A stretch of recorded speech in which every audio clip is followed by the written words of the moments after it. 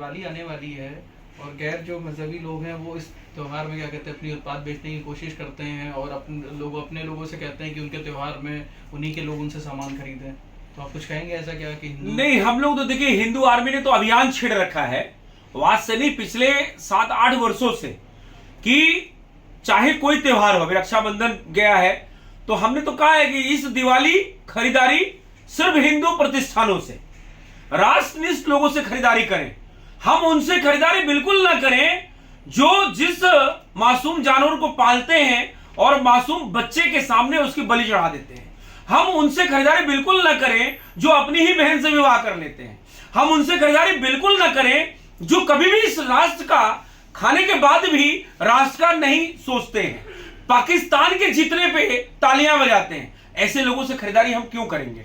ऐसे लोगों से जो रोहिंग्या घुसपैठी हैं, जो आज यहां भारत में घुस के और हमारे जमीनों पे कब्जा कर रहे हैं, हमारे बहन बेटियों पे छेड़ने का और लव जिहाद करने का काम कर रहे हैं, हमारे जो फल साग सब्जी और दूध दही पनीर इन सब चीजों में मलमूत्र और थूक लगाकर बेचने का काम कर रहे हैं।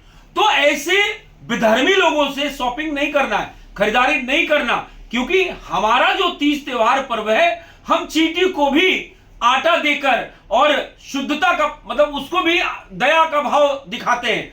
तो हमारा जो रीति रिवाज है वो शुद्धता से चलता है। हम गाय के गोबर को गौरी गणेश बनाकर पूजने वाले लोग हैं। तो कहने का सिर्फ हमारा तात्पर्य है कि हमें राष्ट्रनिष्ठ लोगों से ही खरीदारी करनी है, हमें इन लोगों से खरीदारी नहीं करनी है। साथ में अगर आप देखेंगे तो आज जो पूरे देश के अंदर हलाला मार्क सर्टिफिकेशन के जो प्रोडक्ट्स हैं उसकी बाढ़ सी आ गई है। ये बहुत बड़ा भारत की जो आर्थिक जो कमर है उसको तोड़ने की तैयारी है। तो कहने का मतलब है कि मेरे हे हिंदू मेरे भाइयों, आपको चमक दमक पे नहीं आना है और हलाला प्रोडक्ट नहीं खरीदना है। हलाला प्रोडक्ट क्या है आप समझने का प्रयास करिएगा। कोई भी कंपनी जब अब जो अपना जैसे लुल्लू मॉल में प्रोडक्ट अगर आपको बेचना है तो पहले हलाला का ठप्पा लगवाना पड़ेगा, जैसे आईएसओ मार्क होता है। तो आईएसओ मार्क का जैसे एक फीस होता है तो गवर्नमेंट के पास जाता है, लेकिन हलाला का जो ठप्पा लगता है तो वो पैसा जाता है आतंकवादियों की फंडिंग के लिए। सरजील इमाम जैसे बंद, यासीन भटकल जैसे, यासीन मलिक जैसे आतंकवादियों को छुड़ाने के लिए काम आता है। उनको टेरर फंडिंग कहते हैं। तो वो सॉफ्ट टेरर फंडिंग में प्रयोग किया जाता है।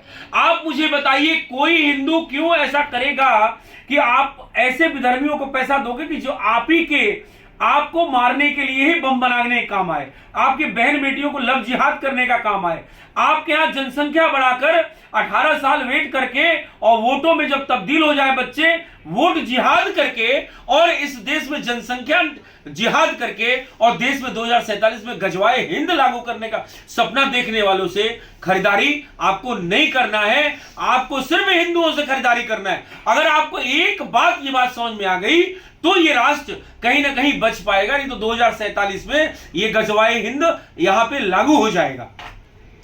और सवाल ये है कि आने वाली जैसे फिल्म आ रही है, क्या कहते हैं, जिस तरह की आमिर खान का बाइकआउट किया गया है हिंदू आर्मी द्वारा, आदि पुरुष के जिस तरह से ट्रेलर रिलीज हो रहे हैं, आलोचना हो रही है, तो उस मामले में आदि आप लोग की क्या रणनीति रहेगी कि फिल्म को ना दिखाया जाए या फिल्म में वो ऐसे दृश्य है उनको एडिट किया जाए? देखिए, एक भारतीय क्रिकेट टीम में बढ़ुआ है, उसका नाम है राहुल द्रविड़, ठीक है। उसकी पत्नी जो है एक फिल्म बनाई थी सती सावित्री के नाम पे, कुतिया पाल दी थी, ठीक है, और उसने कोई वक्तव्य आकर नहीं दिया था, इसलिए हमने बढ़ुआ शब्द का प्रयोग किया। ये हेट स्पीच में नहीं आता है, ये संवैधानिक है। तो हमने जो उसकी पत्नी अनुष्का शर्मा जिसको आप कहते हैं, अनुष्का शर्मा के नाम पे 1 करोड़ कुतिया पाल दी थी पूरे देश में, और हमारे हिंदू आर्मी के आह्वान पे वो कुतिया पाली गई थी। हम बॉलीवुड की कमर को तोड़ चुके हैं, ठीक है। अब वो खड़ा है, आप समझिए जो आमिर खान का दशा हुआ आने वाला ऐसा है। अब रही बात जो साउथ की मूवीज थी, वो कहीं ना कहीं हमारी संस्कृति और परंपरा को जीवित रखती है और मानती। कहीं ना कहीं ये जो सैफ अली खान जैसा जिहादी है, जो ये कॉकरोच है, जो देश को तोड़ने वाला ये आतंकवादी है, जो फिल्म इंडस्ट्री में छुपा हुआ है, ये आतंकवादी हमारे उस साउथ के जो परंपरा है उसमें एंट्री मारने का प्रयास किया था। लेकिन हम लोग इसको होने नहीं देंगे। या तो बाइकआउट होगी, देखिए अभी टल गई ना, नहीं तो यही शाहरुख खान, यही सलमान खान, यही महेश भट्ट, यही करण जौहर जो छक्का है, करण जौहर छक्का जानते हैं अब देश में, आप समझिए, तो वो गे बोलते हैं शायद, तो करण जौहर जैसा गे जो बॉलीवुड से आता है, ये लोग हिंदी बोलने में, हिंदी फिल्म बनाते हैं, वहीं से ये अरबपति बने, लेकिन हिंदी बोलने में इनको शर्म आती थी। ऐसे विधर्मियों को, ऐसे राक्षसों को हम लोगों ने शौक सिखाया बाइकआउट करके। तो ये बाइकआउट जारी है। जहां तक आदि पुरुष की बात है, आदि पुरुष जो है वो कहीं भी किसी भी तरीके से जो है रिलीज नहीं होने देंगे हम लोग। और अगर मान लीजिए रिलीज हो जाती है तो हम इतना बाइकआउट का ठप्पा लगा देंगे कि वहां कुकुर भी मुतने नहीं जाएगा, कहां, पिक्चर हॉल में।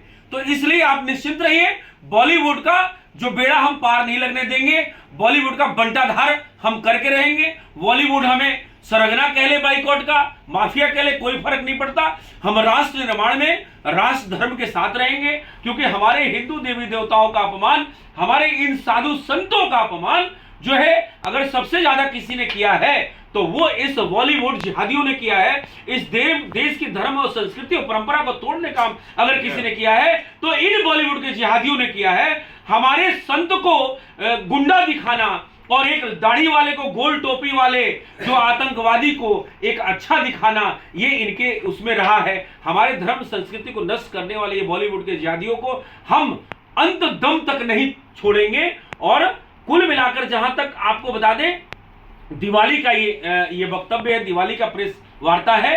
दिवाली में पुनः मैं इस प्रेस वार्ता के माध्यम से पूरे राष्ट्र को ये बताना चाहता हूं कि किसी भी हालत में आपको हिंदू प्रतिष्ठानों से खरीदारी करनी है तो वहां मिठाई शुद्ध मिलेगी, वहां गणेश की प्रतिमा शुद्ध मिलेगी, वहां लक्ष्मी की प्रतिमा शुद्ध मिलेगी। आपको लालच में नहीं आना है और शुद्धता से पूजा करनी है इस दिवाली, तो लक्ष्मी की बरसात करिए और शुद्धता से करिए। ऐसे लोगों से बिल्कुल नहीं खरीदना है कि शाम को बकरा काट के आए और यहां गणेश की मूर्ति बेच रहे हैं। पूरी बात इशारों में आप समझ लीजिए। तो इस बात को समझने की जरूरत है, शुद्धता से इस दिवाली की पूजा करिए। इस प्रेस वार्ता के माध्यम से मैं पूरे भारत के सनातनियों को, विश्व के कोने कोने में बैठे हुए सनातनियों को बहुत बहुत बधाई और शुभकामनाएं देता हूं। धन्य धान्य हो, इस बात की मैं कामना करता हूं।